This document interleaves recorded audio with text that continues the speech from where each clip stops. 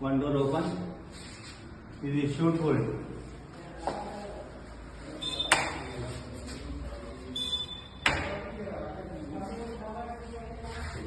Full fold.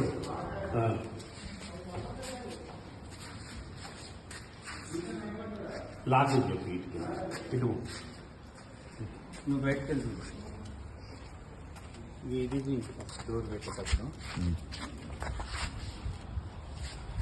First door పెట్టుకొని